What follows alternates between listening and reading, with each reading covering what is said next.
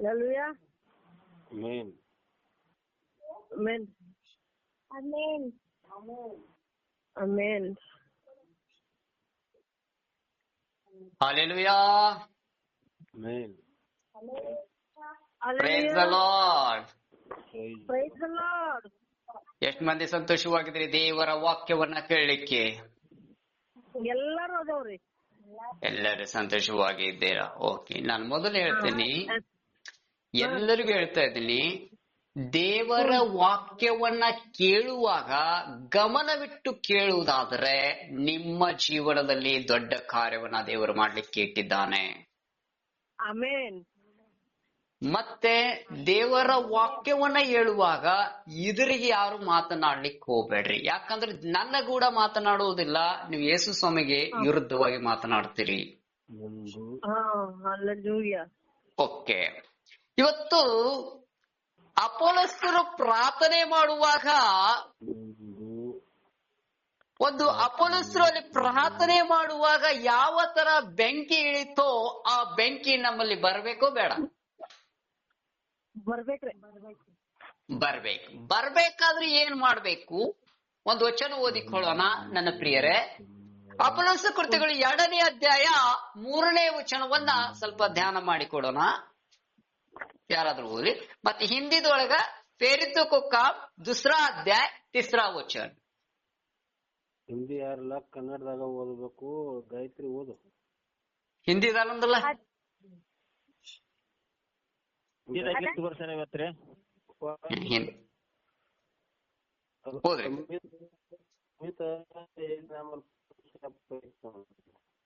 ಹಾ, ಹೋದ್ರಿ. ಅದಲ್ಲದೆ ಉರಿಯಂತಿದ್ದ ನಾಲಿಗೆಗಳು ವಿಂಗಡಿಸಿಕೊಳ್ಳುವ ಹಾಗೆ ಅವರಿಗೆ ಕಾಣಿಸಿ ಹಾ, ಅವರಲ್ಲಿ ಒಬ್ಬೊಬ್ಬರ ಮೇಲೆ ಒಂದೊಂದಾಗಿ ಕೂತುಕೊಂಡವು.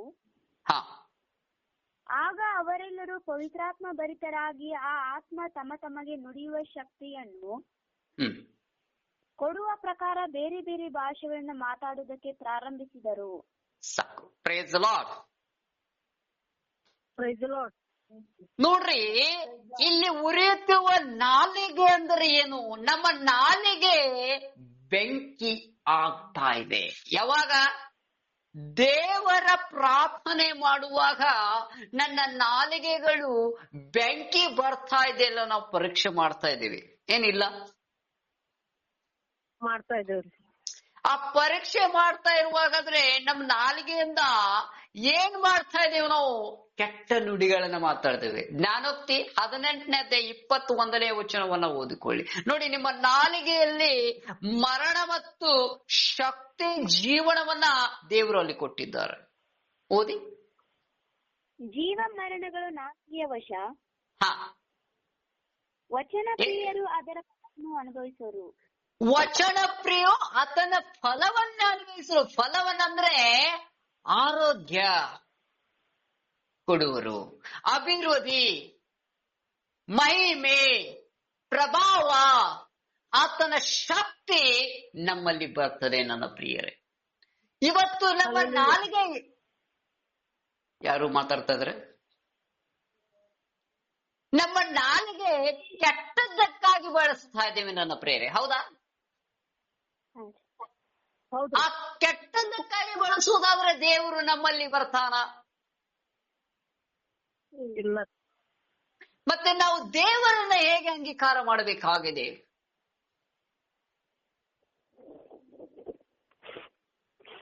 ಹೇಗೆ ಅಂಗೀಕಾರ ಮಾಡಬೇಕಾಗಿದೆ ನನ್ನ ಪ್ರಿಯರೇ? ಮತ್ತಾಯನ ಬರೆಸುವಂತೆ 3ನೇ ಅಧ್ಯಾಯ 11ನೇ ವಚನವನ್ನ ಓದಿ.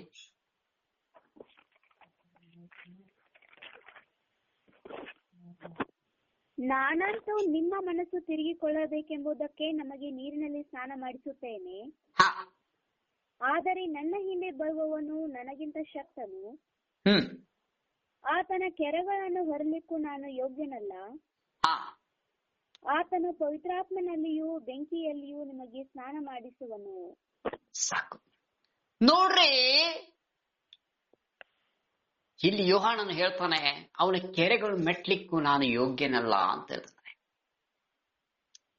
ಇವತ್ತು ನಾವು ಏನಾಗಿದ್ದೇವೆ ನಮ್ಮನ್ನ ಪರೀಕ್ಷೆ ಮಾಡ್ಕೊಳ್ಳೋಣ ನನ್ನ ಪ್ರಿಯರೇ. ನಾವು ಬೆಂಕಿ ಆಗಿದ್ದೇವಾ ಏನು ಬೂದಿ ಆಗಿದ್ದೇವಾ? ಪವಿತ್ರಾತ್ಮ ಭರಿತದಿಂದ ನಾವು ಆಗಿದ್ದೇವಾ ಏನು ಸುಮ್ಮನೆ ಹೆಸರಿಗೆ ಪ್ರಾರ್ಥನೆ ಮಾಡ್ತಾ ಇದ್ದೇವ? ಹೌದಲ್ಲ? ನಾನು ಹೇಳಿದ್ದು ಅರ್ಥ ಆಗ್ತಾ ಇದೆಯಾ? ಹೇಳಿದ್ದು ಅರ್ಥ ಆಗ್ತಾ ಇದೆಯಾ ಎಲ್ಲರಿಗೂ? ಹ್ಞೂನ್ರಿ. ಆ ಪವಿತ್ರಾತ್ಮನ ಶಕ್ತಿಯನ್ನು ನಾವು ಪಡಿಬೇಕಾದ್ರೆ ಏನ್ ಮಾಡ್ಬೇಕು? ಏನ್ ಮಾಡ್ಬೇಕು? ಲೂಕನ ಬರೆಸುವಾರ್ತೆ 18ನೇ ಅಧ್ಯಾಯ 1ನೇ ವಚನ. ಬೇಸರಗೊಳ್ಳದೆ ಯಾವಾಗಲೂ ಪ್ರಾರ್ಥನೆ ಮಾಡುತ್ತಿರಬೇಕೆಂಬುದಕ್ಕೆ ಆತನು ಅವರಿಗೆ ಒಂದು ಸಾಮ್ಯವನ್ನು ಹೇಳಿದನು. ಸಾಕು. ಬೇಸರಗೊಳ್ಳದೆ ಪ್ರಾರ್ಥನೆ ಮಾಡ್ಬೇಕಾಗಿದೆ. ನಾವೇನ್ ಮಾಡ್ತಾ ಇದ್ದೇವೆ? ಮಾಡ್ತಾ ಇದ್ದೇವ? ಹೆಸರಿಗೆ ಪ್ರಾರ್ಥನೆ ಮಾಡ್ತಾ ಇದ್ದೇವೆ. ನನಗೆ ಅದ್ ಬೇಕು, ನನಗೆ ಇದ್ ಬೇಕು, ನನಗೆಲ್ಲ ಈ ಲೋಕದ ಇದ್ರೊಳಗೆ ನಾನು ಹೋಗ್ತಾ ಇದ್ದೇನೆ. ಹೌದಾ? ಮತ್ತೆ ನಮ್ಮ ನಾಲಿಗೆ ಮೇಲೆ ಬೆಂಕಿ ಯಾವ ತರ ಬರ್ತದ ಹೇಳಿ? ಪರಲೋಕದ ಬೆಂಕಿ ಯಾವಾಗ ಇಳಿದು ಬರ್ತದ ನಮ್ಮ ಮೇಲೆ? ಬರ್ತದ? ಬರ್ತದ್ರಿ? ಯಾಕಂದ್ರೆ ಅಲ್ಲಿ ಬೆಂಕಿ ಇಳಿಬೇಕಾದ್ರೆ ಅಲ್ಲಿ ದೇವರ ವಾಕ್ಯ ಹೇಳ್ತದೆ ನನ್ನ ಪ್ರಿಯರೇ, ಯೆಶಾಯ 4:4 ಓದಿ. ಆಮೆನ್.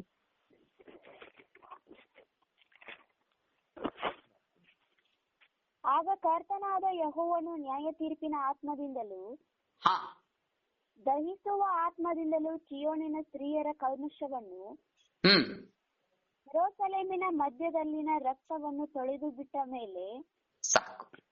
ಏನ್ ಹೇಳ್ತಾನ್ರಿ? ಆತ್ಮದಿಂದ ದಹಿಸುವ ಚೀಯೋನಿನಲ್ಲಿ ಪರಲೋಕದಿಂದ ಬೆಂಕಿ ನಮ್ಮ ಮೇಲೆ ಇಳಿದು ಬರುವಾಗ ಸ್ತ್ರೀಯರ ಪಾಪಗಳು ತೊಳೆಯಲ್ಪಟ್ಟಿದ್ದಾವೆ, ರಕ್ತದಿಂದ ತೊಳೆಯಲ್ಪಟ್ಟಿದ್ದಾವೆ. ಮೊದಲು ಸ್ತ್ರೀಯನ್ನ ತಪ್ಪು ಮಾಡಿದಳಲ್ಲ, ಸ್ತ್ರೀಯನ್ನ ತಪ್ಪು ಮಾಡಿದಳಲ್ಲ ನೋಡಿ. ಅಲ್ಲಿ ನಾವು ಏನ್ ಮಾಡ್ತಾ ಇದ್ವಿ? ನಮ್ಮನ್ನ ನಾವು ಸಮರ್ಪಣೆ ಮಾಡ್ಲಿಕ್ಕೆ ಆಗ್ತಾ ಇಲ್ಲ. ನಮ್ಮನ್ನ ನಾವು ಸಮರ್ಪಣೆಯನ್ನ ಮಾಡ್ತಾ ಇಲ್ಲ. ನಾವು ಸಮರ್ಪಣೆ ಮಾಡ್ತಾ ಇದ್ದೇವೆ ಅಂದ್ರೆ ನಾವು ಲೋಕದ ವಿಚಾರ ಒಳಗೆ ಸಮರ್ಪಣೆ ಮಾಡ್ತಾ ಇದ್ದೇವೆ. ನಾವು ಲೋಕದ ವಿಚಾರದಲ್ಲಿ ಸಮರ್ಪಣೆ ಮಾಡ್ತಾ ಇದ್ದೇವೆ ನನ್ನ ಪ್ರಿಯರೇ. ನಾವು ಆತ್ಮದಲ್ಲಿ ಇವತ್ತಿಲ್ಲ. ಮಲಾಕಿ 3ನೇ ಅಧ್ಯಾಯ 2ನೇ ವಚನ 1ನೇ ಓದಿ. 3:2 ಆತನು ಬರುವ ದಿನವನ್ನು ಯಾರು ತಾಳಾರು? ಆತನು ಕಾಣಿಸಿಕೊಳ್ಳುವಾಗ ಯಾರು ನಿಂತಾರು? ಆತನು ಅಕ್ಕ ಸಾಲಿಗನ ಬೆಂಕಿಗೂ ಅರಸನ ಚೌಗಿಗೂ ಸಮಾನವಾಗಿದ್ದಾನೆ. ಸಾಕು. ಅವನು ಬಂದಾಗ ನಾವು ನಿಲ್ಬೋದಾ ಅವನ ಮುಂದೆ? ಇಲ್ರಿ. ಪ್ರಾರ್ಥನೆ ಮಾಡ್ತಾ ಇದೀವಿ ಎಲ್ಲ, ಆದ್ರೆ ಯೇಸು ಸ್ವಾಮಿಯ ಬೆಂಕಿ ನಿನ್ನ ಮೇಲೆ ಇಳಿದು ಬರುವಾಗ ನೀನ್ ನಿಲ್ಬಹುದಾ? ನಿಮ್ಗೆ ನೀವು ಪ್ರಶ್ನೆ ಮಾಡ್ಕೊಳ್ರಿ. ಸುಮ್ಮನೆ ಹೆಸರಿಗೆ hallelujah praise Lord, hallelujah praise Lord ಆರಾಧನೆ ನನ್ನ ಹೃದಯದಲ್ಲಿ ಬಾ. ನಿನ್ ಹೃದಯದಲ್ಲಿ ಬರ್ಬೇಕಾದ್ರೆ ಮೊದಲು ನೀನ್ ಸ್ವಚ್ಛ ಮಾಡ್ಕೋ, ನಿನ್ನನ್ನ ನೀನ್ ಶುದ್ಧಿ ಪಡ್ಕೋ, ನಿನ್ನನ್ನ ನೀನು ಪವಿತ್ರ ಮಾಡ್ಕೋ. ಅವಾಗ ನಿನ್ನ ನಾಲಿಗೆ ಮೇಲೆ ಒಂದೊಂದು ಬೆಂಕಿ ಇಳಿದು ಬರ್ತದೆ ನನ್ನ ಪ್ರಿಯರೇ. ಇಲ್ಲಾಂದ್ರೆ ಬರಕ್ ಸಾಧ್ಯ ಇಲ್ಲ. ಯಾಕೆ ಸಾಧ್ಯ ಇಲ್ಲ ನೋಡಿಕೊಳ್ಳೋಣ. ಜಕರ್ಯ 13ನೇ ಅಧ್ಯಾಯ 9ನೇ ವಚನ. ಆ ಮೂರನೆಯ ಭಾಗದವರನ್ನು ನಾನು ಬೆಂಕಿಗೆ ಹಾಕಿ ಬೆಳ್ಳಿಯಂತೆ ಶೋಧಿಸುವೆನು, ಬಂಗಾರದ ಹಾಗೆ ಶುದ್ಧಿ ಮಾಡುವೆನು. ಅವನು ನನ್ನ ಹೆಸರಿಟ್ಟು ಪ್ರಾರ್ಥಿಸುವರು, ನಾನು ಆಲಿಸುವೆನು. ನಾನು ಇವರು ನನ್ನ ಜನರು ಅಂದುಕೊಳ್ಳುವೆನು, ಅವರು ನಮ್ಮ ದೇವರಾದ ಯೆಹೋವನೇ ಅನ್ನುವರು. ನೋಡ್ರಿ ಏನ್ ಹೇಳ್ತಾನೆ? ಒಂದು ಭಾಗದಲ್ಲಿ ಆ ಜನರನ್ನ ಕರ್ಕೊಂಡು ಏನ್ ಮಾಡ್ತಾನಂದ್ರೆ ಬೆಂಕಿಯಲ್ಲಿ ಶೋಧಿಸ್ತಾ ಇದ್ದಾನೆ. ನಾವಿವತ್ತು ಬೆಂಕಿಯಾಗ ಹಾಕಿರ ಏನಾಗ್ತದ? ಏನಾಗ್ತದ್ರಿ? ಸುಟ್ಟು ಹೋಗ್ತೇವ? ಸುಟ್ಟು ಹೋಗ್ತಾವ್ರಿ. ಸುಟ್ಟು ಹೋಗ್ತಿರಲ್ಲ? ಹ್ಞೂನ್ರಿ. ಮತ್ ಸುಟ್ಟು ಹೋಗ್ಬೇಕಾದ್ರೆ ನನ್ನ ದೇವರ ಬೆಂಕಿ ನಿಮ್ಮಲ್ಲಿ ಇಳಿದು ಬರುವಾಗ ಶದ್ರಕ್ ಮೆಷಕ್ ಅಬೇದನಿಗೆ ಬೆಂಕಿಯಲ್ಲಿ ಹಾಕಿದ್ರು, ಅವ್ರ್ಯಾಕ್ ಸುಡ್ಲಿಲ್ಲ?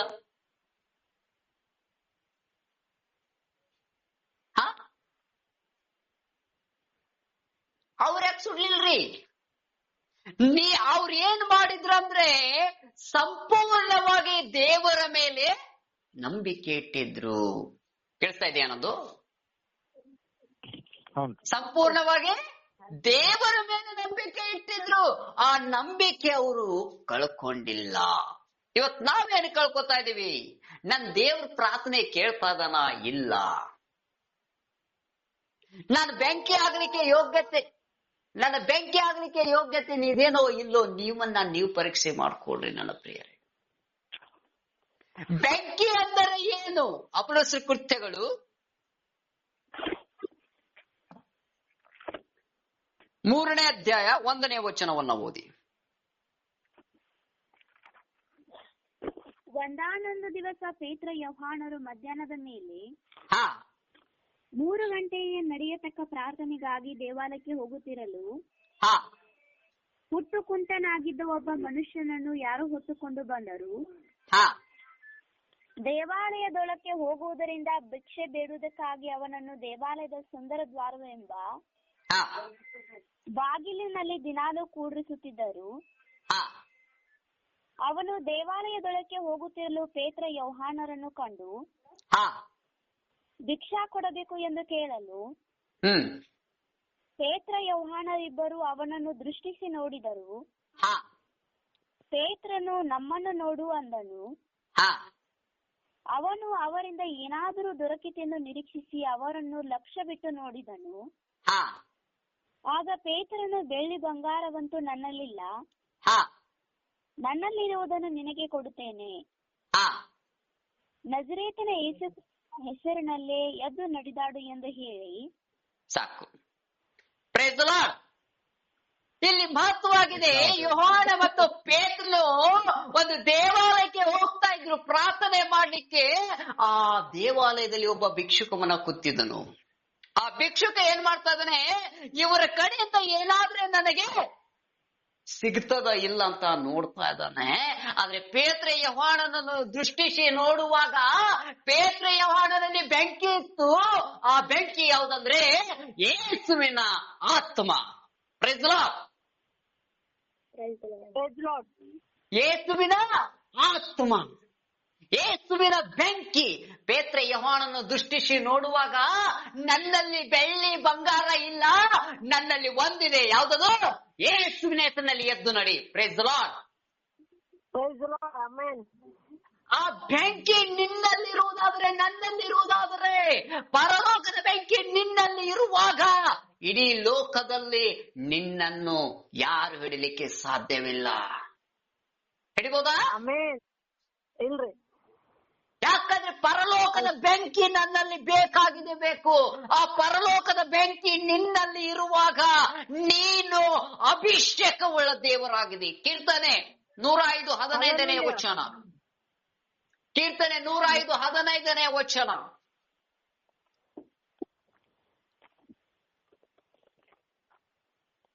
ನಾನು ಅಭಿಷೇಕಿಸುವವರನ್ನು ಮುಟ್ಟಬಾರದು, ಯಾವ ಕೇಡನ್ನು ಮಾಡಬಾರದು ಎಂದು ಹೇಳಿದನು. ಜೋರು ಓದ್ರಿ. ನಾನು ಅಭಿಷೇಕಿಸುವವರನ್ನು ಮುಟ್ಟಬಾರದು, ನನ್ನ ಪ್ರವಾದಿಗಳಿಗೆ ಯಾವ ಕೇಡನ್ನು ಮಾಡಬಾರದು ಎಂದು ಹೇಳಿದನು. ಸಾಕು. ಏನ್ ಹೇಳ್ತಾನೆ? ಅಭಿಷೇಕ ಇದ್ದವರಿಗೆ ಯಾರು ಮುಟ್ಟಲಿಕ್ಕೆ ಸಾಧ್ಯವಿಲ್ಲ. ಬೆಂಕಿ ಇದ್ದವರ ಕಡೆ ನೀವು ಹೋಗಿ ಮುಟ್ತೀರಾ?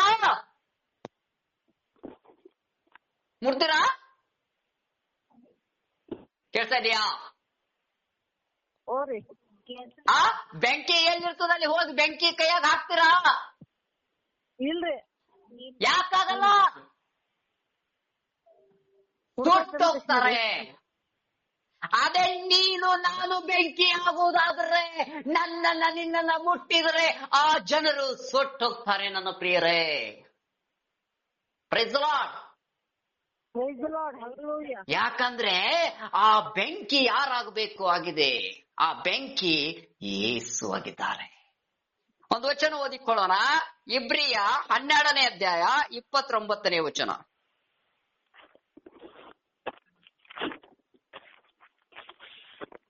ಯಾಕೆಂದರೆ ನಮ್ಮ ದೇವರು ದಹಿಸುವ ಅಗ್ನಿಯಾಗಿದ್ದಾನೆ.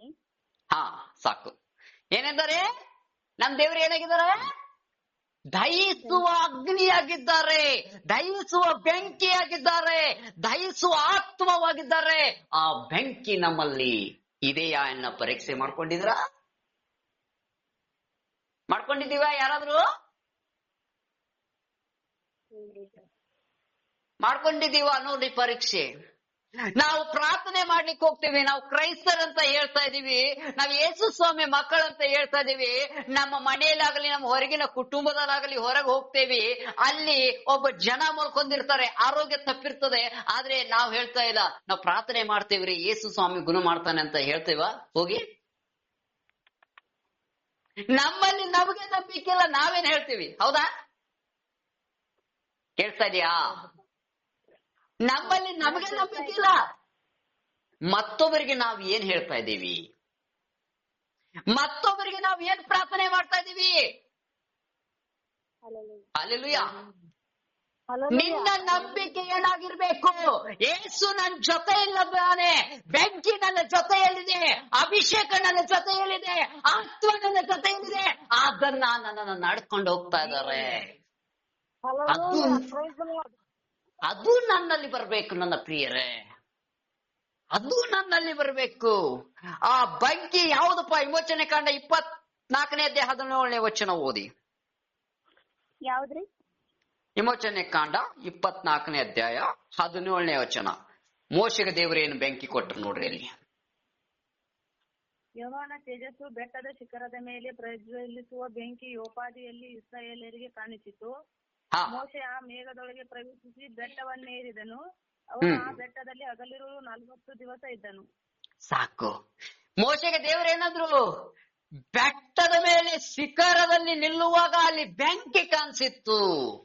40 ದಿವಸ ಮೋಸೆ ಅಲ್ಲಿದ್ರು. ಮೇಘದ ಉಪಾಯದಲ್ಲಿ ಕೂಗ್ತಾ ಇದ್ದಾರೆ. ಮೋಸೆಗೆ ದೇವರು ಹೇಳ್ತಾ ಇದ್ದಾರೆ, ಆ ಬೆಂಕಿಯನ್ನ ನೋಡ್ತಾ ಇದ್ದಾರೆ. ನೋಡ್ರಿ, ನಾವಿವತ್ತು ಬೆಂಕಿಯಲ್ಲಿ ಪ್ರಾರ್ಥನೆ ಮಾಡ್ತಾ ಇದ್ದೇವಾ? ನಮ್ಮನ್ನ ನಾವು ಪರೀಕ್ಷೆ ಮಾಡ್ಕೊಳ್ರಿ. ಮಾಡ್ತಾ ಇದ್ದೇವಾ?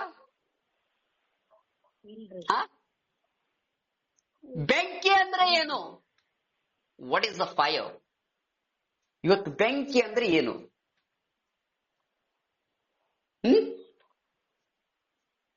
ಹೇಳ್ರಿ, ಬೆಂಕಿ ಅಂದ್ರೆ ಏನು?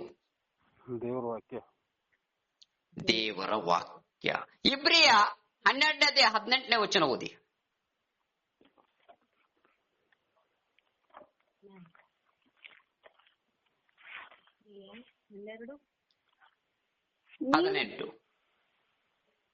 ನೀವು ಮುಟ್ಟುವುದಕ್ಕೆ ಸಾಧ್ಯವಾದಂತ ಮತ್ತು ಬೆಂಕಿ ಹತ್ತಿದಂತ ಬೆಟ್ಟಕ್ಕೂ ಮೋಡದ ಸದ್ದಿಗೂ ಕತ್ತಲಿಗೂ ಬಿರುಗಾಳಿಗೂ ತುತ್ತೂರಿಯ ಧ್ವನಿಗೂ ಮಾತುಗಳ ಶಬ್ದಕ್ಕೂ ಬಂದವರಲ್ಲ, ಆ ಶಬ್ದವನ್ನು ಕೇಳಿದವರು ತಮಗೆ ಇನ್ನೂ ಒಂದು ಮಾತನ್ನಾದರೂ ಹೇಳಬಾರದೆಂದು ಬೇಡಿಕೊಂಡರು. ಸಾಕು. ಏನಾಗ್ತನ್ರಿ? ನೀವು ಮುಟ್ಟುವುದಕ್ಕೆ ಸಾಧ್ಯವಾದತೆ ಬೆಂಕಿ ಮುಟ್ಟಕ್ ಸಾಧ್ತದ್ರೆ ಆ ಬೆಂಕಿಯಲ್ಲಿ ದೇವರು ಇರ್ಲಿಕ್ಕೆ ಇಷ್ಟ ಪಡ್ತಾ ಇದ್ದಾರೆ, ನಿಮಗೆ ಮತ್ತು ನನಗೆ. Praise the Lord. ಆ ಬೆಂಕಿಯಲ್ಲಿ ಇರ್ಲಿಕ್ಕೇನೆ ಇಷ್ಟ ಪಡ್ತಾ ಇದಾರೆ ದೇವರು. ಆ ಬೆಂಕಿಯಲ್ಲಿ ನಿನ್ನನ್ನು ಕರೆಸ್ತಾ ಇದ್ರೆ, ಆ ಬೆಂಕಿಯಲ್ಲಿ ನಿನ್ನ ಕರ್ಕೊಂಡೋಗಿ ಪರಲೋಕ ತೋರ್ಸ್ಬೇಕಂತ ವಿಚಾರ ಮಾಡ್ತಾ ಇದ್ರೆ, ಅಪ್ಪ ಈ ಬೆಂಕಿಯಲ್ಲಿ ನಿಲ್ಲಕ್ಕೆ ನನಗಾಗಲ್ಲ. ಎಷ್ಟು ಮಂದಿ ನಿಲ್ಲಿಕ್ಕೆ ರೆಡಿ ಇದೀರಿ? ಆಮೆನ್. ಬೆಂಕಿ ಅಂದ್ರೆ ಏನು? ಬೆಂಕಿಯಲ್ಲಿ ಇದ್ರೆ ನಿಮ್ಮ ಸುತ್ತಮುತ್ತಲು ಎಲ್ಲಾ ಬೆಂಕಿ ಇರುವಾಗ ಎಲ್ಲ ಶೋಧನೆಗಳು ಬರ್ಲಿ, ಕಷ್ಟ ಬರ್ಲಿ, ನೋವು ಬರ್ಲಿ, ಯಾವ ವ್ಯಾಧಿ ಬರ್ಲಿ, ಅವು ಸುಟ್ಟೋಗ್ತವೆ. Price the lord. ನಿನ್ನಲ್ಲಿ ಬೆಂಕಿ ಇರ್ಬೇಕಾಗಿದೆ. ಆ ಬೆಂಕಿ ಪರಲೋಕದ ಬೆಂಕಿ ಆಗಿರ್ಬೇಕಾಗಿದೆ ನನ್ನ ಪ್ರಿಯರೇ. ಆ ಪರಲೋಕದ ಬೆಂಕಿಯನ್ನ ನಾವು ನೋಡಿಕೊಳ್ಳೋಣ. ಗಲಾತ್ಯ 4ನೇ ಅಧ್ಯಾಯ 24ನೇ ವಚನವನ್ನ ಓದಿ.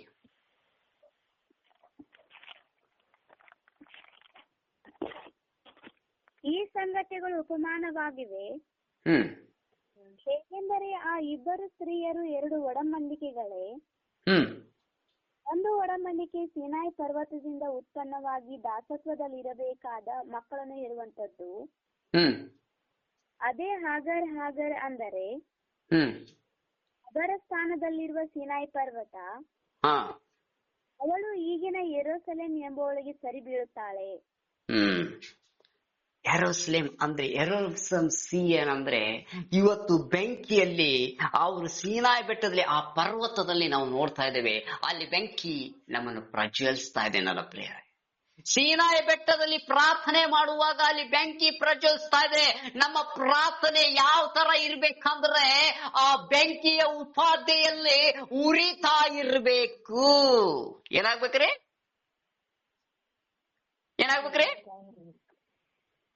ಉರಿಬೇಕಾ ಬೇಡ? ಅದು ಉರಿತಾ ಇರ್ಬೇಕು. ಜ್ಯೋತಿ ನೋಡ್ರಿ, ಒಂದು ದೀಪಕ್ಕ ಎಣ್ಣೆ ಹಾಕಿದ್ರೆ ಉರಿತದ. ನಮ್ಮಲ್ಲಿ ಎಣ್ಣೆ ಯಾವ್ದಾಗಿರ್ಬೇಕಂದ್ರೆ ಪ್ರಾರ್ಥನೆ ಆಗಿರ್ಬೇಕು.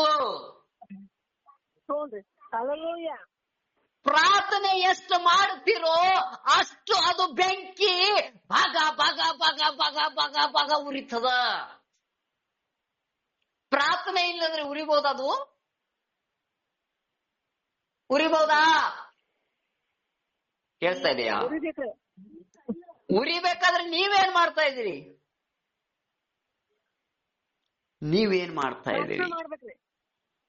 ನಾವು ಪ್ರಾರ್ಥನಾ ಮಾಡ್ತಾ ಇದ್ದೇವ? ಇಲ್ಲ ನೋಡ್ರಿ. ಅಪೊಸ್ತಲರ ಕೃತ್ಯಗಳು 1:15.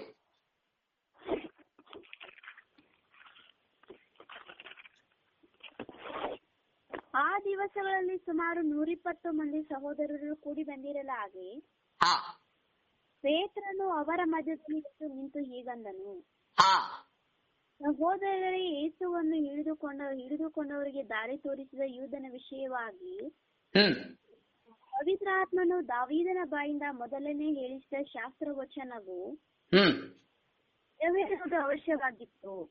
ಸಾಕು. ಏನಾಗಿತ್ರಿ ಅಲ್ಲಿ? ಯೇಸು ಸ್ವಾಮಿ ಹಿಡಿದು ಕೊಡುವಾಗ ಇಸ್ಕರಿಯೋತ ಯೂದನು ಅಲ್ಲಿ ದಾರಿ ತಪ್ಪಿತು ಅಂತ ನೋಡ್ತಾ ಇದ್ದೇವೆ. ಪವಿತ್ರಾತ್ಮನ ಶಾಸ್ತ್ರದಲ್ಲಿ ಅಲ್ಲಿ ಬರಲ್ಪಟ್ಟಿದೆ ಅಂತ ಹೇಳ್ತಾ ಇದೆ. ಏನಪ್ಪಾ ಅಂದ್ರೆ ನಮ್ಮ ಇವತ್ತು ಪವಿತ್ರ ಆತ್ಮನ ಬೆಂಕಿಯಲ್ಲಿ ನಾವು ನಿಲ್ಬೇಕಾಗಿದ್ರೆ ಈ ಶಾಸ್ತ್ರದಲ್ಲಿ ಮೊದಲು ನಿಲ್ಬೇಕಾಗಿದೆ, ವಾಕ್ಯದಲ್ಲಿ ಮೊದಲು ನಿಲ್ಬೇಕಾಗಿದೆ. ಆ ವಾಕ್ಯನೇ ಏನಾಗಿದೆ? ಯೋಹಾನ ಬರೆಸುವಾರ್ತೆ 1ನೇ ಅಧ್ಯಾಯ 3ನೇ ವಚನ ಓದಿ.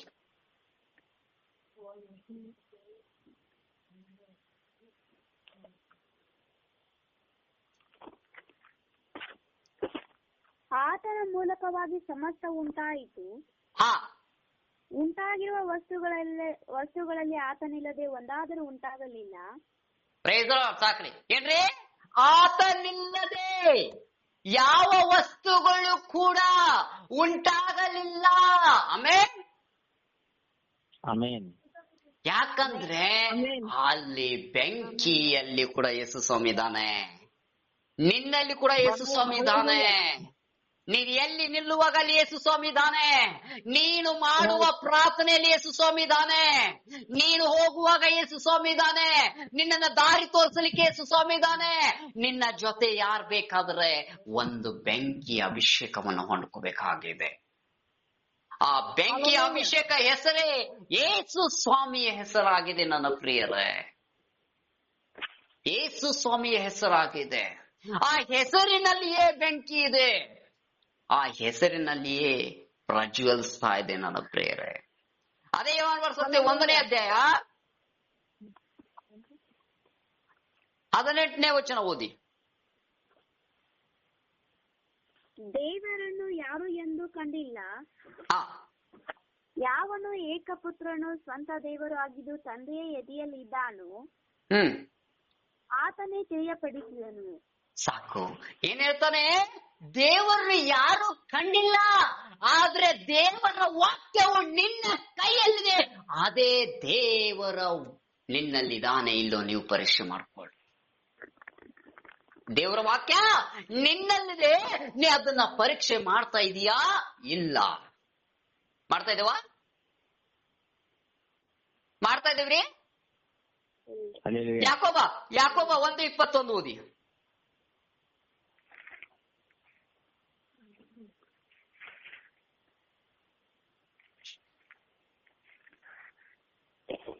ಆದ ಕಾರಣ ಎಲ್ಲಾ ನೀಚತನವನ್ನು ಎಲ್ಲಾ ದುಷ್ಟತನವನ್ನು ತೆಗೆದು ಹಾಕಿ ಮನಸ್ಸಿನೊಳಗೆ ಬೇರೂರಿರುವ ವಾಕ್ಯಕ್ಕೆ ನಮ್ರತೆಯಿಂದ ಎಡೆಗೊಡಿರಿ.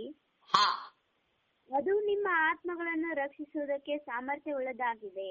ಸಾಕು. ಯಾವ ವಾಕ್ಯ ನಮ್ಮ ಬೇರು ಉಳಿತದೋ, ಆ ಬೆಂಕಿಯಲ್ಲಿ ಪ್ರಜ್ವಲಿಸ್ತದೋ, ಆ ಬೆಳಕು ಎಲ್ಲಾ ಕಡೆ ಪ್ರಕಾಶ ಪಡ್ತದೆ. Praise the Lord. ಆ ಪ್ರಕಾಶ ಯಾರಾಗಬೇಕು ನನ್ನ ಪ್ರಿಯರೇ? ನಾವು ಆಗಬೇಕಾಗಿದೆ. ಆ ಬೆಳಕು ನಾವು ಆಗಬೇಕಾಗಿದೆ. ನನ್ನಲ್ಲಿ ನಿನ್ನಲ್ಲಿ ಇರುವಾಗ ಯೇಸು ಸ್ವಾಮಿಯ ಬೆಂಕಿ ಅದು ಪ್ರಜ್ವಲಿಸ್ತಾ ಇದೆ. ಪ್ರಜ್ವಲಿಸ್ಬೇಕೋ ಏನು ಸುಮ್ಮನೆ ನಮ್ಮ ಮನ್ಯಾಗ ಅಷ್ಟೇ ಇರ್ಬೇಕು? ನೀನು ಹೋಗುವ ಜಾಗದಲ್ಲಿ ಯೋಹಾನ ಪೇತ್ರ ಹೋಗುವಾಗ ಯಾವ ತರ ಅದ್ಭುತಗಳು ನಡೆದವು, ಯಾವ ತರ ಅಲ್ಲಿ ಜೀವನವನ್ನ ಬದಲಾವಣೆ ಆಯ್ತು ಒಂದೊಂದು ಕುಟುಂಬದಲ್ಲಿ. ಪೌಲನು ಸೇವೆ ಮಾಡುವಾಗ ಯಾವ ತರ ಕಷ್ಟ ಬಂದ್ರು ಕೂಡ ಸಹಿಸಿಕೊಂಡು ಹೋಗುವಾಗ ಪೌಲನು ಹೇಳ್ತಾನೆ, ಯೇಸುವಿನ ಹೆಸರಿನಲ್ಲಿ ನಾನು ಪ್ರಾರ್ಥನೆ ಮಾಡ್ತಾ ಇದ್ದೇನೆ. ಅದನ್ನ ಬೆಂಕಿಯಲ್ಲಿ ನಾವು ಪ್ರಾರ್ಥಿಸಬೇಕಾಗಿದೆ ನನ್ನ ಪ್ರಿಯರೇ. ಆ ಬೆಂಕಿಯಲ್ಲಿ ಪ್ರಾರ್ಥಿಸಬೇಕಾಗಿದೆ. ಆ ಬೆಂಕಿಯ ಪ್ರಾರ್ಥನೆ 17ನೇ ಅಧ್ಯಾಯ ಅಪೊಸ್ತಲರು 17ನೇ ಅಧ್ಯಾಯ 9ನೇ ವಚನವನ್ನು ಓದಿ.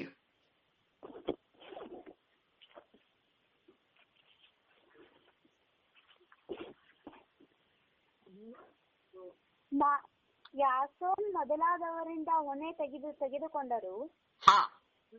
ತೆಗೆದುಕೊಂಡ ಮೇಲೆ ಅವರನ್ನು ಬಿಟ್ಟರು. ಕೂಡಲೇ ಸಹೋದರರು ರಾತ್ರಿಯಲ್ಲಿ ಪೌಲ ಸೀಲರನ್ನು ಬೆರೆಯಕ್ಕೆ ಕಳುಹಿಸಿ ಬಿಟ್ಟರು. ಅವರು ಅಲ್ಲಿಗೆ ಸೇರಿ ಯಹೂದ್ಯರ ಸಭಾ ಮಂದಿರದೊಳಕ್ಕೆ ಹೋದರು. ಆ ಸಭೆಯವರು ಥೆಸಲೋನಿಕದವರಿಗಿಂತ ಸದ್ಗುಣವುಳ್ಳವರಾಗಿದ್ದು ದೇವರ ವಾಕ್ಯವನ್ನು ಶುದ್ಧ ಮನಸ್ಸಿನಿಂದ ಅಂಗೀಕರಿಸಿ ಇವರು ಹೇಳುವ ಮಾತು ಹೌದೋ ಏನೋ ಎಂಬ ವಿಷಯದಲ್ಲಿ ಪ್ರತಿದಿನವೂ ಶಾಸ್ತ್ರ ಗ್ರಂಥಗಳನ್ನು ಶೋಧಿಸುತ್ತಿದ್ದರು. ಪ್ರತಿದಿನ ವಾಕ್ಯವನ್ನ ಗ್ರಹಣ ಮಾಡ್ತಾ ಇದ್ರು. ಇಲ್ಲೋ ಸಭೆಗಳಲ್ಲಿ ಪ್ರತಿದಿನ ದೇವರ ವಾಕ್ಯವನ್ನ ಶೋಧನೆ ಮಾಡ್ತಾ ಇದ್ರು, ಶೋಧಿಸ್ತಾ ಇದ್ರು. ಓ ದೇವ್ರೇ, ನಾನಿನ್ನು ಮಾತನಾಡ್ಬೇಕು ಸ್ವಾಮಿ. ಅಪ್ಪ, ಇನ್ನು ನಿನ್ ಜೊತೆ ಇರ್ಬೇಕು ಸ್ವಾಮಿ. ಅಪ್ಪ, ಇನ್ನು ನನಗೆ ಬೆಂಕಿ ತುಂಬಲ್ಪಡ್ಬೇಕು ಸ್ವಾಮಿ. ಇನ್ನು ಬೆಳಕು ಉರಿಬೇಕು ಸ್ವಾಮಿ. ಇನ್ನು ನಾನು ಪ್ರಜ್ವಲಿಸಲ್ಬೇಕು ಸ್ವಾಮಿ. ಯೆಶಾಯ 61ನೇ ಅಧ್ಯಾಯ 1ನೇ ವಚನ. ಯೆಶಾಯ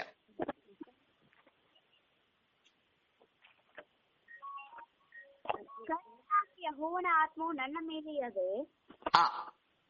ಆತನು ನನ್ನನ್ನು ಬಡವರಿಗೆ ಶುಭ ವರ್ತಮಾನವನ್ನು ಸಾರುವುದಕ್ಕೆ ಅಭಿಷೇಕಿಸಿದನು.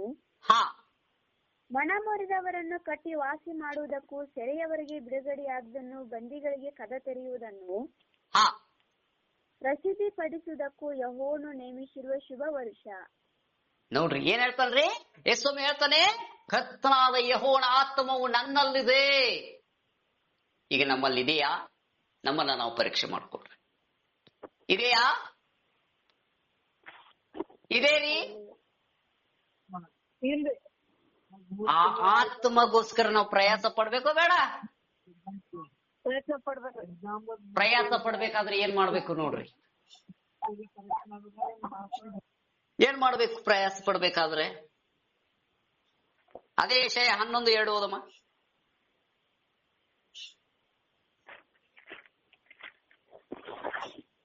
ಆ ಅಂಕುರದ ಮೇಲೆ ಜ್ಞಾನ ವಿವೇಕದಾಯಕ ಆತ್ಮ, ಆಲೋಚನಾ ಪರಾಕ್ರಮಗಳನ್ನು ಹುಟ್ಟಿಸುವ ಆತ್ಮ, ತಿಳುವಳಿಕೆಯನ್ನು ಯೆಹೋವನ ಭಯವನ್ನು ಉಂಟು ಮಾಡುವ ಆತ್ಮ, ಅಂತೂ ಯೆಹೋವನ ಆತ್ಮವೇ ನೆಲೆಗೊಂಡಿರುವುದು. ಸಾಕು. ಈ ಆತ್ಮಗಳು ನಿನ್ನಲ್ಲಿ ಇರುವಾಗ ನೀನು ಎಲ್ಲಿ ಹೋದರೂ ಯೇಸುವಿನ ನಾಮದಲ್ಲಿ ಹೋಗುವುದಾದ್ರೆ ದೊಡ್ಡ ದೊಡ್ಡ ಕಾರ್ಯಗಳು ನೀನು ಮಾಡುವೆ. Praise the Lord. ಆಮೇಲೆ ಬರ್ಲಿಲ್ಲ, ಆಮೇಲೆ ಬರ್ಲಿಲ್ಲ. ಯಾಕಂದ್ರೆ ಆ ವಾಕ್ಯ ನಿನ್ನಲ್ಲಿ ನೀನು ತಿಳ್ಕೊಂಡ್ರೆ ನಿನ್ನ ಬಾಯಿಂದ ಆಮೇಲೆ ಅಂತ ಬರ್ತಿತ್ತು, ನಿನ್ನ ಬಾಯಲ್ಲಿ ಪ್ರೈಸ್ ದಿ ಲಾರ್ಡ್ ಅಂತ ಬರ್ತಿತ್ತು. ಯಾಕಂದ್ರೆ ಆ ಬೆಂಕಿ ಅದು ಉರಿತಾ ಇರ್ತದೆ ನಿನ್ನ ಒಳಗೆ. ಆ ಬೆಂಕಿ ನಿನ್ನಲ್ಲಿ ಉರಿಬೇಕಾದ್ರೆ ಆ ವಾಕ್ಯ ನಿನ್ನ ಗ್ರಹಣ ಮಾಡಿಕೊಳ್ಳುದಿದ್ರೆ ಅಲ್ಲಿ ನಿನ್ನ ಬಾಯಿ ಸೈತಾನು ಕಟ್ತಾ ಇರ್ಲಿಲ್ಲ. ದೇವ್ರು ನಿನ್ ಜೊತೆ ಇದ್ದಾಗ ಆಮೇಲೆ ಅಂದ್ರೆ ಹಾಗೆ ಆಯ್ತು ಏನ್ರಿ, ಹಾಗೆ ಆಯ್ತು. ಬೆಂಕಿ ನನ್ನಲ್ಲಿರುವುದಾದ್ರೆ ನಿನ್ನಲ್ಲಿರುವುದಾದ್ರೆ ನೀನು ಎಷ್ಟು ಪ್ರಾರ್ಥನೆ ಮಾಡ್ತಿದ್ಯೋ ನೀನು ಇರುವ ಜಾಗದಲ್ಲಿ ಅಂಧಕಾರ ಶಕ್ತಿಗಳು ಓಡ್ಬೇಕು, ಮಾಟ ಮಂತ್ರ ಶಕ್ತಿಗಳು ಓಡ್ಬೇಕು, ದೆವ್ವದ ಕಾಟಗಳು ಹೋಗಬೇಕು. ಯಾಕಂದ್ರೆ ನಿನ್ನ ಬೆಂಕಿ ಪ್ರಜ್ವಲಿಸುತ್ತಾ ಇದೆ. ಇತರರಿಗೆ ನಾವು ಬೆಳಕಾಗಬೇಕಾಗಿದೆ. ಮತ್ತಾಯ ಬರ್ಸುತ್ತೆ 5ನೇ ಅಧ್ಯಾಯ 14ನೇ ವಚನ ಓದಮ್ಮ.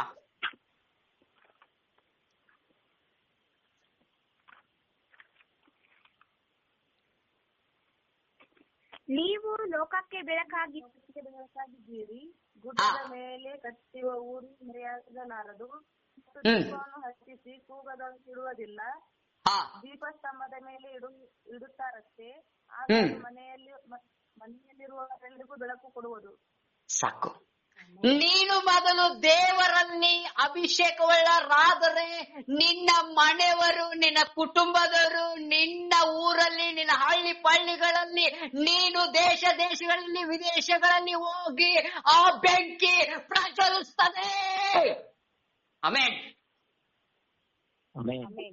ಆಮೆನ್. ಅರ್ಥ ಆಗ್ತಾ ಇದೆಯಾ ಹೇಳಿದ್ದು?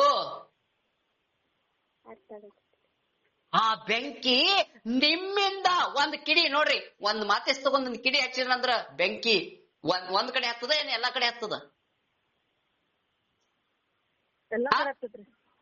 ಮತ್ ಆ ಬೆಂಕಿ ಯಾರಾಗ್ಬೇಕು?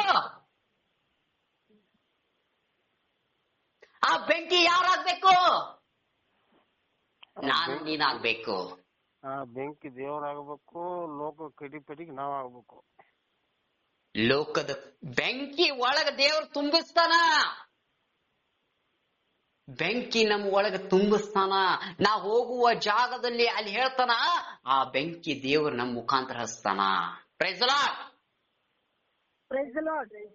ನಮ್ಮ ಮುಖಾಂತರ ದೇವ್ರ ಕಾರ್ಯ ಮಾಡ್ತಾನ. ಅಲ್ಲಿ ದೇವ್ರು ನಮ್ಮನ್ನ ಕರ್ಕೊಂಡು ಒಯ್ದ ಕಾರಣ ಏನು, ಮತ್ ದೇವ್ರು ನಮ್ಗೆ ಉಪಯೋಗಿಸುವ ಕಾರಣ ಏನು? ಮಲಾಕಿ ಬರತ್ ಮಲಾಕಿ 3:1 ಓದಿ.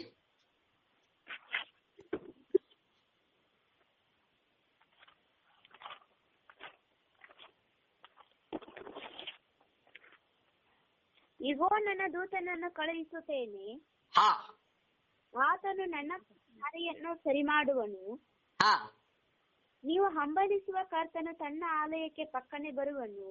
ಸಾಕು. ಏನ್ ಹೇಳ್ತಾನ್ರಿ? ನನ್ನಕ್ಕಿಂತ ಮೊದಲು ಅಲ್ಲಿ ದೇವದೂತರನ್ನ ಕಳಿಸ್ತಾನೆ, ಬೆಂಕಿ ಪ್ರಜ್ವಲಿಸ್ತಾನೆ. ನೀನು ಹೋಗುವ ಜಾಗದಲ್ಲಿ ಎಲ್ಲ ಅಲ್ಲಿ ಅದ್ಭುತವನ್ನ ನೀನ್ ನೋಡ್ತೀಯಾ. ಆಮೆನ್.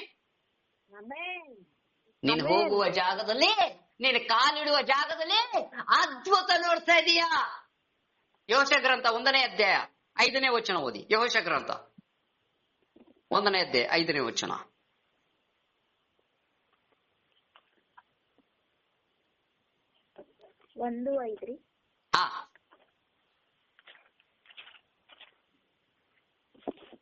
ನಿನ್ನ ಜೀವಮಾನದಲ್ಲೆಲ್ಲ ಒಬ್ಬನು ನಿನ್ನ ಮುಂದೆ ಇಲ್ಲನು. ನಾನು ಮೋಶೆಯ ಸಂಗಡ ಇದ್ದ ಹಾಗೆ ನಿನ್ನ ಸಂಗಡಲೂ ಇರುವೆನು. ಅಮ್ಮೆ, ದೇವರು ವಾಗ್ದಾನ ಮಾಡಿದ್ರೆ ಏನು? ನಾನು ಜೀವಮಾನವೆಲ್ಲ ನಿನ್ನ ಮುಂದೆ ಒಬ್ಬನು ನಿಲ್ಲನು.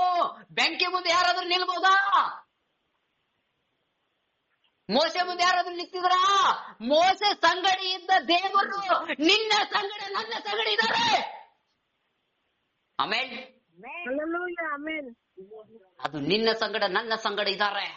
ಹೌದು, ಇರುವುದಾದರೆ ಅದನ್ನ ಗ್ರಹಣ ಮಾಡ್ಕೋಬೇಕಾಗಿದೆ ನನ್ನ ಪ್ರಿಯರೇ. ಅದೇ 9ನೇ ವಚನ ಓದಮ್ಮ. ನಾನು ನಿನಗೆ ಆಜ್ಞಾಪಿಸಿದ್ದೇನಲ್ಲ, ನಿರಚಿತನಾಗಿರು, ಧೈರ್ಯದಿಂದಿರು, ಅಂಜಬೇಡ, ಕಳವಳಗೊಳ್ಳಬೇಡ. ನೀನು ಹೋಗುವಲ್ಲೆಲ್ಲ ನಿನ್ನ ದೇವರಾದ ಯೆಹೋವನು ನಿನ್ನ ಸಂಗಡ ಇರುತ್ತಾನೆ ಎಂದು ಹೇಳಿದನು. ಸಾಕ ನೋಡ್ರಿ, ಮೋಶೆಗೆ ದೇವ್ರು ಹೇಳಿದ್ರು, ಯೆಹೋಶುಗೆ ಹೇಳಿದ್ರು, ನೀನು ಅಂಜಬೇಡ, ಭಯ ಪಡಬೇಡ, ನಾನು ನಿನ್ನ ಸಂಗಡ ಇರುತ್ತೇನೆ. ನೀನು ಹೋಗುವ ಜಾಗದಲ್ಲೆಲ್ಲ ಒಂದು ದೊಡ್ಡ ಕಾರ್ಯವನ್ನ ನಾನು ನಿನ್ನ ಮುಖಾಂತರ ಮಾಡ್ತೇನೆ. Praise the Lord. ಯಾಕಂದ್ರೆ ನಮಗೆ ಭಯ ಇರ್ತದೆ ನೋಡ್ರಿ. ಎಲ್ರು ಹೋದ್ರೆ ನಮ್ಮನ್ನ ಬಡದಾರ, ನಮ್ಮನ್ನ ಸಾಯಿಸ್ಯಾರ. ಹೌದಾ ಹೌದಾ? ಈ ಭಯ ಮೊದಲು ತೆಗೆದು ಹಾಕಿ. ಸತ್ರ ಯಾರಿಗೋಸ್ಕರ ಸಾಯಕತ್ತೆ? ನಾವು ಕ್ರಿಸ್ತನಿಗಾಗಿ ಸಾಯ್ಲಿಕ್ಕೆ ಬಂದಿದ್ದೇವಲ್ಲ, ಯೇಸು ಸ್ವಾಮಿಗೋಸ್ಕರ ಸಾಯಕ್ ಬಂದಿದ್ದೇವಲ್ಲ. ನಿನ್ನ ಹಿಂದಿನ ಕುಟುಂಬ ನೀನ್ ನೋಡ್ತಾ ಇದೀಯ, ನೀನ್ ಸೇವೆ ಬಂದೆ ಅಂದ್ರ ನನಗೆ ಎಷ್ಟು ಸಲ ಅಟ್ಯಾಕ್ ಆಗ, 3 ಸಲ ಅಟ್ಯಾಕ್ ಆಗ, ಆದ್ರೂ ನಾನು ಭಯಪಟ್ಟೆ. Price the lord.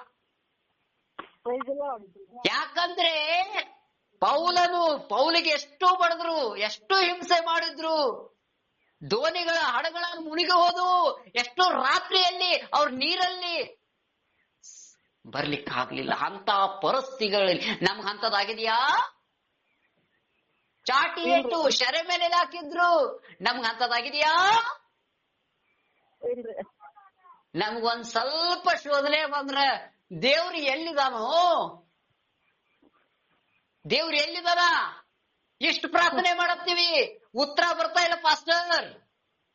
ನನ್ನನ್ನು ನಿನ್ನನ್ನು ಕೂಡ ಹೇಳ್ತಾ ಇದ್ದೀನಿ ನನ್ನ ಪ್ರಿಯರೇ. ಯಾಕಂದ್ರೆ ದೇವರು ಹೇಳ್ತಾನೆ, ನೀನು ನಂಬುವುದಾದರೆ ಒಂದು ದೊಡ್ಡ ಮಹಿಮೆನ ಕಾಣುವೆ. ಯೋಹಾನ ಬರೆಸುವಾರ್ತೆ 11:25 ವಚನ ಓದಿ. ಯೋಹಾನ ಬರೆಸುವಾರ್ತೆ 11:25.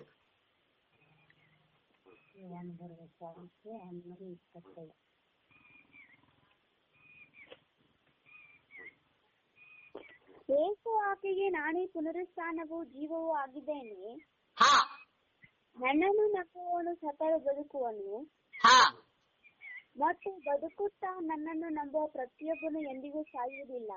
ಆಮೆನ್. Praise the lord.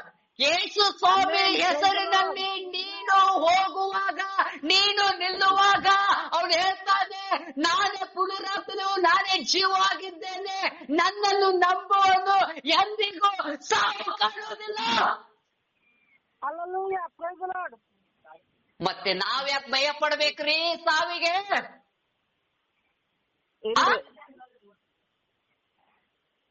ನಮ್ಮ ಕೈಯಾಗ ಬೈಬಲ್ ನೋಡಿದ್ರ ಅಂದ್ರೆ ಕ್ರಿಶ್ಚಿಯನ್ ಕನ್ವರ್ಟ್ ಆಗ್ಯಾರ ನೋಡಂತಾರ. ನಾನ್ ಪರವಾಗಿಲ್ಲ, ನಡಿ, ದೇವ್ರಿದಾರೆ.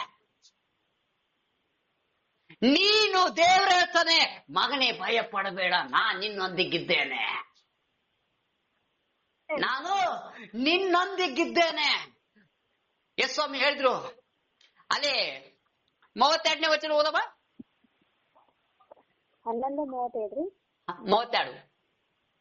ಮರಿಯಳು ಯೇಸು ಇದ್ದಲ್ಲಿಗೆ ಬಂದು ಆತನನ್ನು ಕಂಡು ಆತನ ಪಾದಕ್ಕೆ ಬಿದ್ದು, ಸ್ವಾಮಿ, ನೀನು ಇಲ್ಲಿ ಇರುತ್ತಿದ್ದರೆ ನನ್ನ ತಮ್ಮನು ಸಾಯುತ್ತಿರ್ಲಿಲ್ಲ ಅಂದಳು. ಆಕೆ ಗೋಳಾಡುವುದನ್ನು, ಸಂಗಡ ಬಂದ ಯಹೂದ್ಯರ ಗೋಳಾಡುವುದನ್ನು ಯೇಸು ಕಂಡಾಗ ಆತ್ಮದಲ್ಲಿ ನೊಂದುಕೊಂಡು ತತ್ತರಿಸಿ ಅವನನ್ನು ಎಲ್ಲಿ ಇಟ್ಟಿದ್ದೀರಿ ಎಂದು ಕೇಳಿದನು. ಅವರು, ಸ್ವಾಮಿ, ಬಂದು ನೋಡುವಂದರು. ಯೇಸು ಕಣ್ಣೀರು ಬಿಟ್ಟನು. ಯೇಸು ಏನ್ ಮಾಡಿದ್ರಲ್ಲಿ? ಕಣ್ಣೀರು ಬಿಟ್ರು. ಮುಂದೆ ಯಹೂದ್ಯರು ನೋಡಿ, ಆಹಾ, ಈತನು ಅವನ ಮೇಲೆ ಎಷ್ಟೋ ಮಮತೆ ಇಟ್ಟಿದ್ದನು ಅಂದುಕೊಂಡರು. ಅವರಲ್ಲಿ ಕೆಲವರು, ಈತನು ಆ ಕುರುಡನಿಗೆ ಕಣ್ಣು ಕೊಟ್ಟನಲ್ಲ, ಆ ಮನುಷ್ಯನನ್ನು ಸಾಯದ ಹಾಗೆ ಮಾಡಲಾರದೆ ಇದ್ದಾನೆ ಎಂದರು. ನೋಡ್ರಿ, ಅಲ್ಲೇ ಅವ್ರಿಗೆ ಪರೀಕ್ಷೆ ಮಾಡ್ತಾ ಇದ್ದಾನೆ. ಏನ್ ಹೇಳ್ತಾನೆ? ಯೇಸು ಸ್ವಾಮಿಯಲ್ಲಿ ನಿತ್ಯ ಹೇಳ್ತಾ ಇದ್ದಾನೆ, ಇವನು ಸಾಯಿದ ಮನುಷ್ಯನಿಗೆ ಎಬ್ಬಿಸಬಹುದಾ ಕ್ವಶನ್ ಅವರಲ್ಲಿ ಬರ್ತಾ ಇದೆ. ಆದ್ರೆ ನಮಗೇನು, ಯೇಸು ಸ್ವಾಮಿ ಅದನ್ನ ಎಬ್ಬಿಸ್ತಾರೆ ಅಂತ. ಇವತ್ತು ನಿನ್ನ ಜೀವಿತದಲ್ಲಿ ಆಗಿದ ಘಟನೆಗಳು, ನಾವ್ ಎಲ್ಲಿ ಹೋಗುತ್ತೇವೋ, ಯಾವುದು ಮಾಡಲಾರದ ಕಾರ್ಯಗಳು, ಅವ್ರಿಗೆ ಅಸಾಧ್ಯ ಆಗಿದ್ದ ಕಾರ್ಯಗಳು ಒಂದು ಇಲ್ಲ. ನೀನು ಹೋಗುವುದು ಜಾಗದಲ್ಲಿ ಅಲ್ಲಿ ಅದ್ಭುತ ಪವಿತ್ರಾತ್ಮನ ಅಭಿಷೇಕ ಅಲ್ಲಿ ಇಳಿದು ಬರ್ತದೆ. ಆ ಅಭಿಷೇಕ ನೀನ್ ಕಾಣ್ಬೇಕಾಗಿದೆ ನನ್ನ ಪ್ರಿಯರೇ. ಆ ಬೆಂಕಿ ನೀನ್ ಆಗ್ಬೇಕಾಗಿದೆ ನನ್ನ ಪ್ರಿಯರೇ. ಇವತ್ತು ಬೆಂಕಿಯಲ್ಲಿ ಯಾರು ನಿಲ್ತಾ ಇಲ್ಲ, ಬೆಂಕಿಯಲ್ಲಿ ಯಾರು ನಿಲ್ತಾ ಇಲ್ಲ.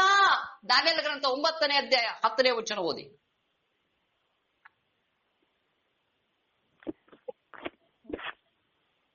ಕರ್ತನಾದ ನಮ್ಮ ದೇವರ ಮಾತನ್ನು ಕೇಳಲಿಲ್ಲ, ನನ್ನ ಸೇವಕರಾದ ಪ್ರವಾದಿಗಳ ಮೂಲಕ ನಮಗೆ ಗೊತ್ತು ಮಾಡಿದ ಧರ್ಮ ಮಾರ್ಗದಲ್ಲಿ ನಡೆಯಲಿಲ್ಲ.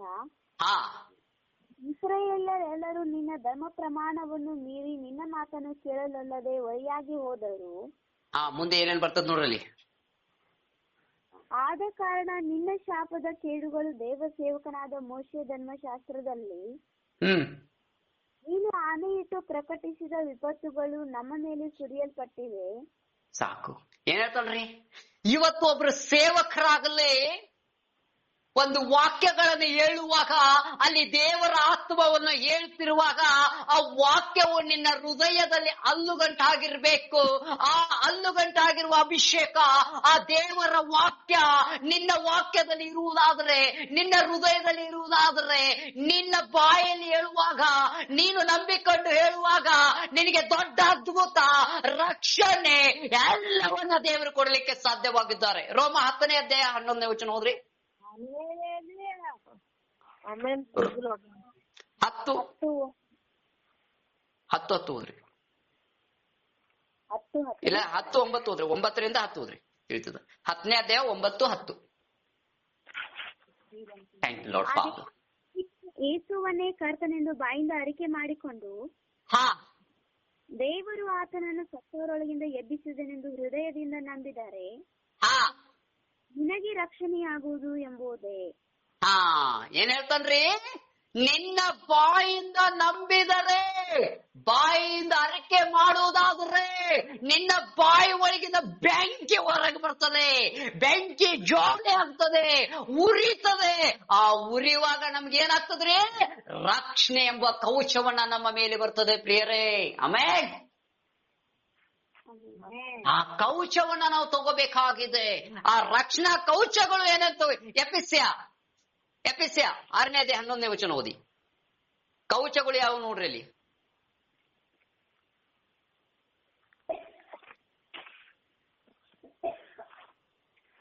ಕವಚ ಎದುರಿಸಿ ನಿಲ್ಲುವುದಕ್ಕೆ ಶಕ್ತರಾಗುವಂತೆ ದೇವರು ದಯಪಾಲಿಸುವರು. ಆಯುಧಗಳನ್ನು ಧರಿಸಿಕೊಳ್ಳಿರಿ. ನಾವು ಹೋರಾಡುವುದು ಮನುಷ್ಯ ಮಾತ್ರ ದೇವರ ಸಂಗಡವಲ್ಲ, ಶತ್ರುಗಳ ಮೇಲೆಯೂ ಅಧಿಕಾರಗಳ ಮೇಲೆಯೂ ಈ ಅಂಧಕಾರದ ಲೋಕಾಧಿಪತಿಗಳ ಮೇಲೆಯೂ ಆಕಾಶ ಮಂಡಲದಲ್ಲಿರುವ ದುರಾತ್ಮನ ಸೇನೆಯ ಮೇಲೆಯೂ ನಾವು ಹೋರಾಡುವವರಾಗಿದ್ದೇವೆ. ಸಾಕು.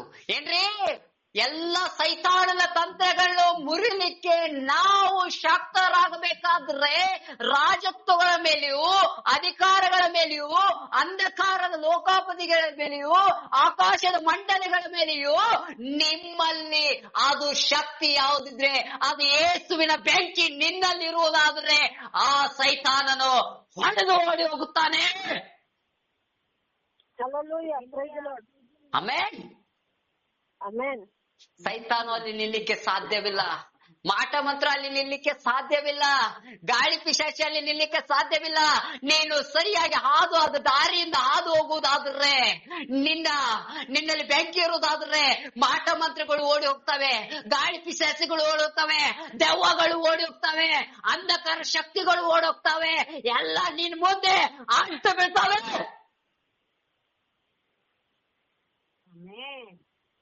ಆಮೆನ್. ಹಲ್ಲೆಲೂಯಾ.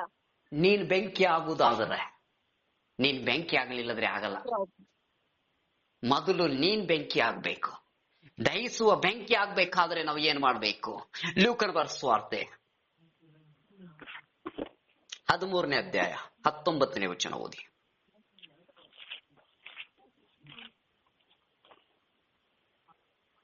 ಅದನ್ನು ನಾನು ಯಾವುದಕ್ಕೆ ಹೋಲಿಸಲಿ?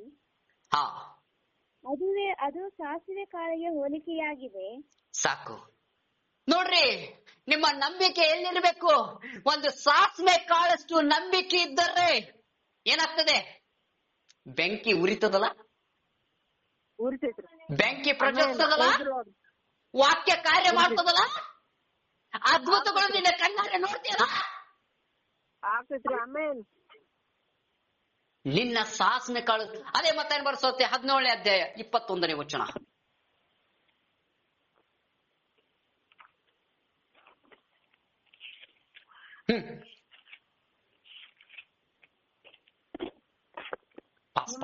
ಕಡಿಮೆಯಾಗುವುದರಿಂದಲೇ ಆಗಲಿಲ್ಲ. ನಿಮಗೆ ಸತ್ಯವಾಗಿ ಹೇಳುತ್ತೇನೆ, ಸಾಸಿವೆ ಕಾಳಷ್ಟು ನಂಬಿಕೆ ನಿಮಗೆ ಇರುವುದಾದರೆ. ಮುಂದೆ ಕಂಟಿನ್ಯೂ. ಇರುವುದಾದರೆ ನೀವು ಈ ಬೆಟ್ಟಕ್ಕೆ ಇಲ್ಲಿಂದ ಅಲ್ಲಿಗೆ ಹೋಗು ಎಂದು ಹೇಳಿದರು, ಹೋಗುವುದು. ಮತ್ತು ಸಾಕು ಸಾಕು ಸಾಕು ಸಾಕು ಸಾಕು ಸಾಕು. ಏನ್ ಹೇಳ್ತಾನೆ? ಸಾಸಿವೆ ಕಾಳಿಷ್ಟು ನಂಬಿಕೆ ಇದ್ದರೆ. ಸಾಸಿವೆ ಕಾಳಂದ್ರೆ ನಾನೇನ್ ಹೇಳ್ತೇನೆ, ಆ ಯೇಸು ಸ್ವಾಮಿ ಹೆಸರು ನಿನ್ನ ಒಳಗೆ ಬಂದ್ರೆ, ಆ ಬೆಂಕಿಯ ಹೆಸರು ನಿನ್ನ ಒಳಗೆ ಬಂದ್ರೆ, ನೀನು ಹೋಗುವ ಜಾಗದಲ್ಲಿ ಏನು ಅದ್ಭುತ ಆಗುವುದಿಲ್ಲವೋ ಎಲ್ಲವೂ ಅದ್ಭುತ ಅದು ಪರಲೋಕದಿಂದ ಆಗ್ತದೆ. ಆಮೆನ್. Praise the Lord. ನಿನಗೋಸ್ಕರ ಪರಲೋಕ ತೆರೀತದೆ ನೀನು ದೇವರ ಒಳಗಿದ್ದರೆ. ಒಂದು ವಚನ ಓದೋಣ. ಯೋಹಾನ ಬರೆದ 15ನೇ ಅಧ್ಯಾಯ 22ನೇ ವಚನ.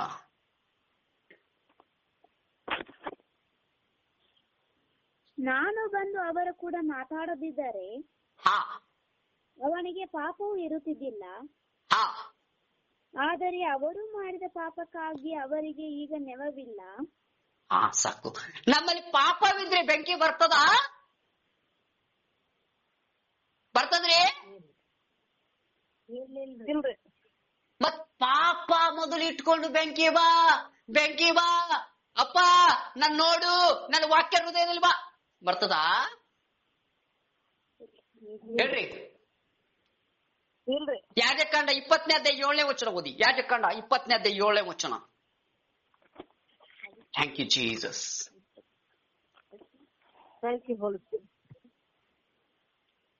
ಯಾಜಕಾಂಡ 20ನೇ ಅಧ್ಯಾಯ 7ನೇ ವಚನ.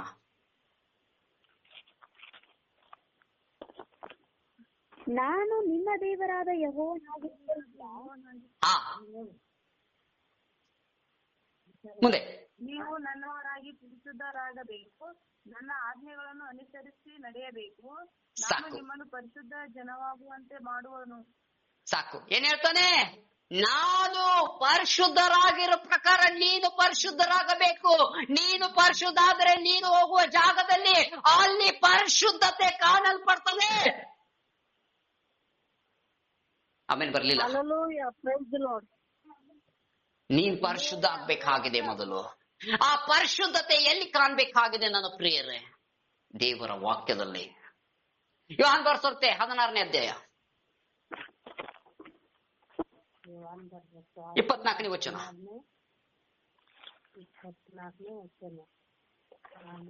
ನೀವು ಇದುವರೆಗೆ ನನ್ನ ಹೆಸರಿನ ಮೇಲೆ ಯಾವುದೊಂದನ್ನು ಬೇಡಿಕೊಂಡಿಲ್ಲ. ಬೇಡಿಕೊಳ್ಳಿರಿ, ನಿಮಗೆ ಸಿಕ್ಕುವುದು. ಆಗ ನಿಮ್ಮ ಆನಂದವು ಪರಿಪೂರ್ಣವಾಗುವುದು. Praise the Lord. ಆಮೆನ್. ಏನ್ ಹೇಳ್ತಾನೆ? ನಿನ್ನಲ್ಲಿ ಯೇಸುವಿನ ಬೆಂಕಿ ಇದ್ರೆ ನೀನು ಈ ಲೋಕದಲ್ಲಿ ಏನು ಬೇಡ್ತೀಯೋ ಅದು ಎಲ್ಲವನ್ನ ಆಗುತ್ತದೆ. ನಿನ್ನ ಜೀವನ ಸಂತೋಷ, ಸಮೃದ್ಧಿ, ಅಭಿಷೇಕದ ಆತ್ಮಗಳನ್ನ ತುಂಬಿಕೊಂಡು ಬಿಡ್ತೀಯಾ. ಆಮೆನ್. Praise the Lord. ಇದು ಬೇಕಾಗಿದೆ ನನ್ನ ಪ್ರಿಯರೇ. ನಮ್ಮನ್ನ ನಾವು ಒಪ್ಪಿಸಿಕೊಡುವಂತರಾಗಬೇಕು. ನಮ್ಮನ್ನ ನಾವು ಒಪ್ಪಿಸಿಕೊಡುವಂತರಾಗಬೇಕು. ಸಂಪೂರ್ಣವಾಗಿ ಸ್ವಾಮಿ ನನ್ನ ಜೀವಿತದಲ್ಲಿ ಬಾ, ನನ್ನ ಪಾಪದ ಶಾಪದ ಕಟ್ಟಳೆಗಳು ಮುರಿ. ಅಪ್ಪ, ತಂದೆ ತಾಯಿ ಮಾಡಿದ ಪಾಪಗಳು, ಪಿತ್ರಾರ್ಜನ ಮಾಡಿದ ಪಾಪಗಳು, ನಾನು ಮಾಡಿದ ಪಾಪಗಳು ಎಲ್ಲ ಯೇಸುವಿನ ರಕ್ತದಲ್ಲಿ ಶುದ್ಧಿ ಆಗ್ಬೇಕು. ಪೈಲ 1ನೇ ಯೋಹಾನ 1ನೇ ಅಧ್ಯಾಯ 7-8.